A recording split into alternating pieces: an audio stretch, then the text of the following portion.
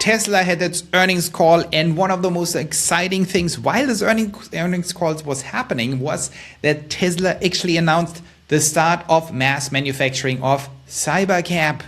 And that was pretty revolutionary. Look at this thing. That is the latest news just today, where we actually see these pictures. Look at this thing. This, what you see here, is the actual production level Cybercab. It is the first time that we see this car. And it's actually Cybertruck is the wrong writing on the wall. This is the Cybercab. It is in Austin in the Gigafactory. And what can we see here? We see, besides the great news that this is the production version, this means since Wednesday, these things are now rolling off the line, not anymore as little pilots, not anymore as production pilots, but as the real mass manufacturable version of the Cybercab, with no steering wheel. I will get to this in a second, what this means for the stock, what it means for us as investors, what it means for Pioneer Alpha and Pioneer Lands, where we are building the infrastructure and the financial infrastructures for all the pioneers in the world to create stable high income and to build a new civilization. A little side project we are working on. But what does it all mean that we have the Cybercab here? First of all, look at this. Okay, the first thing that really sticks out, it's really glossy. And that is a very clear distinguishing element and quality to the previous versions that were more the prototype versions. And they were actually matte, if you remember this. Joe Techmeyer covered it all with his amazing drones on the ground, no pun intended, in the air. And you see that the previous Cybercab versions here, and that is from April 23rd, right? April 23rd was actually still, I think, after the earnings call, but I think this is one day old. So this was right at the inflection point. Is this already glossy or is it matte? These are the glossy ones, I think. So here you see glossy gold that production SOP has happened. Here are some views of several at Giga Texas today in the outbound lot. So this is exactly what Joe shows us with real production versions. So this was 8:12 p.m. I don't know if that's European time or Texas time, if this is adapted, probably my time. So that was, what is this, 7 hours earlier. So that was at 1 p.m. April 23rd on Thursday in Austin, Texas by Joe. Joe should get a medal. Well, he already gets a lot of access from Tesla into Tesla. That's great. So you see his amazing drone shots of them. Fazad will be very unhappy that they don't have a... Oh, they have a steering wheel. Oh, Fazad will be happy. I think they have one. I'm not sure if they have a steering wheel. Doesn't matter. They won't have one for long. And here you see the first glossy versions of these things in the parking lot. And you see, of course, more of them here top down. Here you see them. And look at this. They're being produced. They have people standing around there. Tesla people. I feel like the CIA here. Look at this. We see them all. They're discussing things. Look how the doors open, like these Wingle, or whatever they're called, like McLaren doors. Amazing stuff. Can you even imagine sitting in these things? So these are the new production versions, and they're rolling off the band. And everyone who's complaining that Tesla is pushing back the scaling of robotaxi, I have just one question for you guys, and that is what this video is all about. If Tesla can't scale, if Tesla is postponing this, if Tesla can't do unsupervised, blah, blah, blah. If this Joe here was wrong by saying we have the inflection point now because I'm so confident because of Cybercab production, then tell me one thing. Where are all these little beautiful golden glossy Cybercabs going? Where are they all going if they're rolling off in dozens and dozens every single day? Just to make this clear, if they produce 10 per day, that is 300 per month. That means by end of May, we have like 400 of these things. Even if they wouldn't scale from here, we would be at 1,000 by June, by July. We would be at multiple thousands by December, many thousands by December, if we only produce 10 per day, and we know that they're already producing more than 10 per day. And we know that they just started with this whole thing. So you have to answer me one question. What are they going to do with it? And now we have these camps. We have basically 3 camps. One camp saying, well, they have the far side camp. Okay, slightly delusional. Well, they have steering wheels. They're going to sell them to consumers as drivable cars. There are many reasons to believe that this is completely delusional. Then we have camp number 2. They're saying, well, no steering wheel, because clearly these steering wheels are not production scale steering wheels. You see they're all totally like taped, totally band-aided. So they're just for testing. The second camp says, well, they are going to take all these Cybercabs without steering wheels and going to sell them to you. Now that's even more delusional. That's even more delusional. Why would you sell things that can't drive themselves, that have no steering wheel, and then sell them to consumers? Okay, explain that to me. Sure, there might be some deals, fleet building and stuff like that, but that would be really an emergency thing.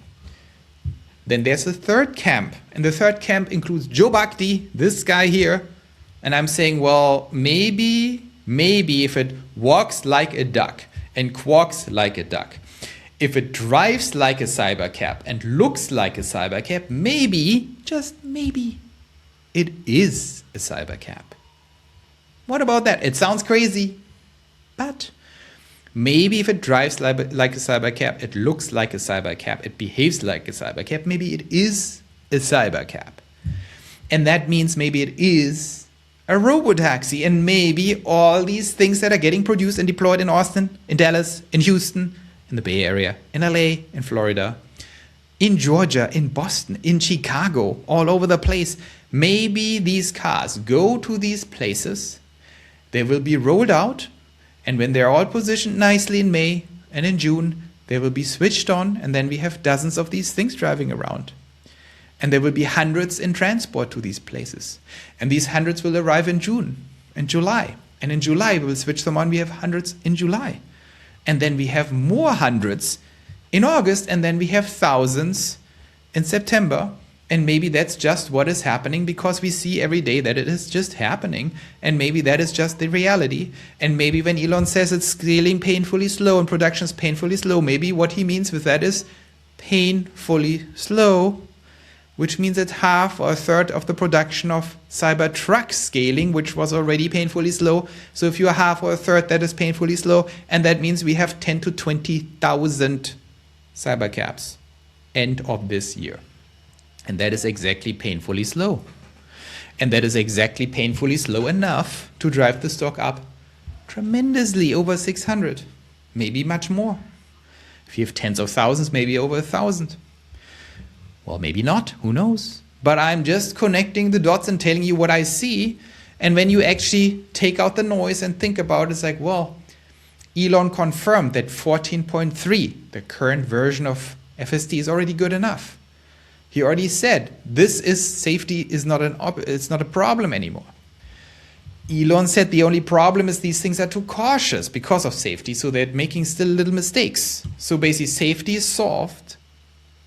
And now it's all about how can we increase convenience and decrease mistakes these things make that are not safety critical mistakes. Going in circles too much, waiting too long. That is what they're working on. And that means the obstacle to rollout is not safety anymore. These things work. They are safe. The only problem is that every 10th ride, every 20th ride, every 30th ride, someone is trapped in the Cybercab, and it takes 40 minutes instead of 20. And that's very annoying, and that's not acceptable in a full commercial operation, and still requires interventions for convenience reasons. And they're working on that. But that sounds very solvable to me. And it's just a question of a few months until this is solved. And if it's, of course, going to be a gradual improvement. So it's not solved in a few months. It's going to be more solved next week, and then even more solved the week after. But it's not completely solved in even end of the year. So this is all a relative scaling thing. And the good news is that we are effectively already in a scaling situation. And that is my most important takeaway. That if you put it all together, that you see that we are already in the middle of scaling. We are like the little frogs that are getting boiled in the golden pot of Tesla returns. And we are getting boiled and boiled. We are not getting boiled. We're getting heated up. And it's so gradual that we don't realize that the heat has already been turned on and keeps going up. We already have passed the inflection point when you're smart.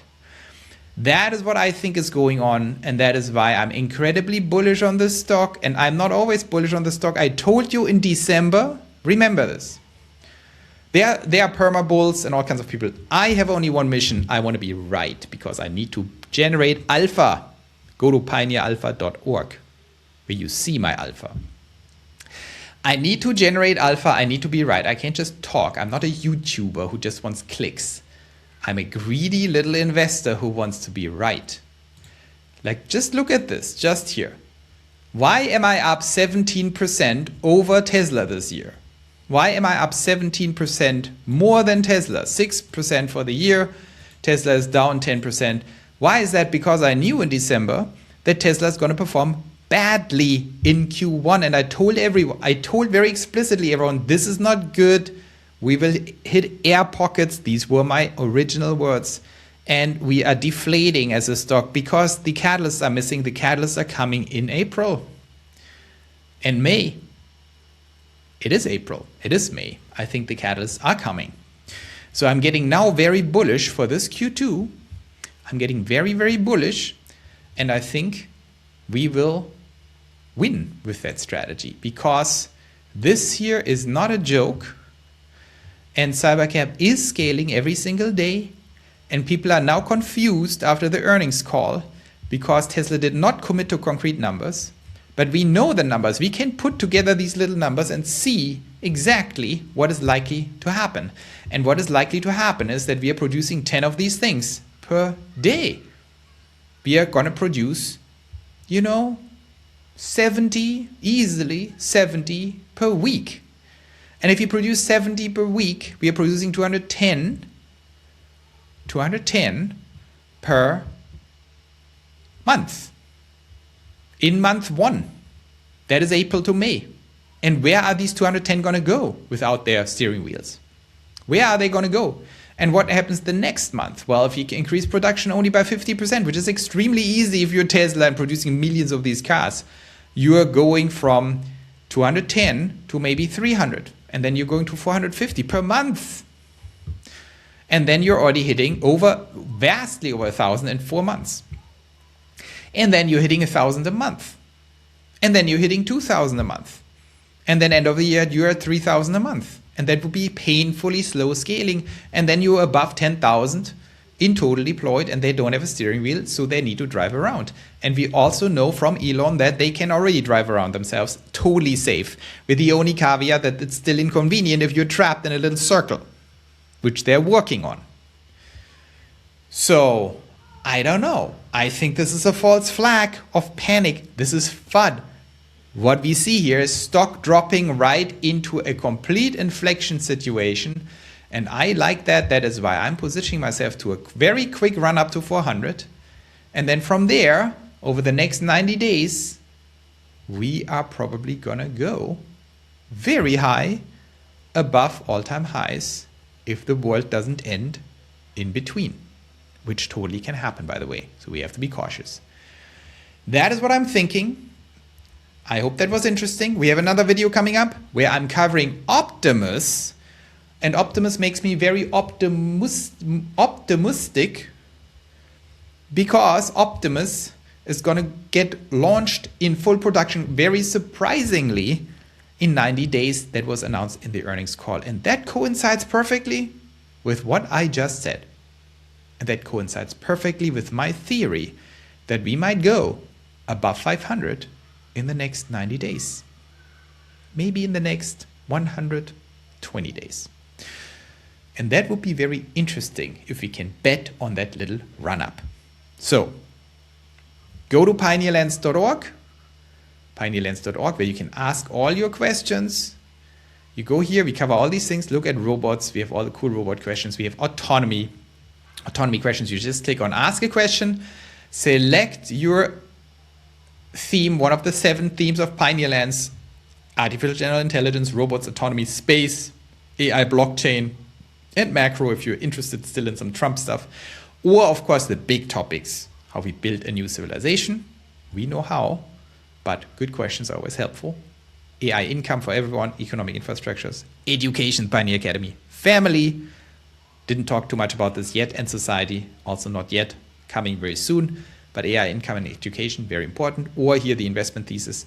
You can ask your question. If you're a citizen, I will guarantee respond to your question every Sunday live.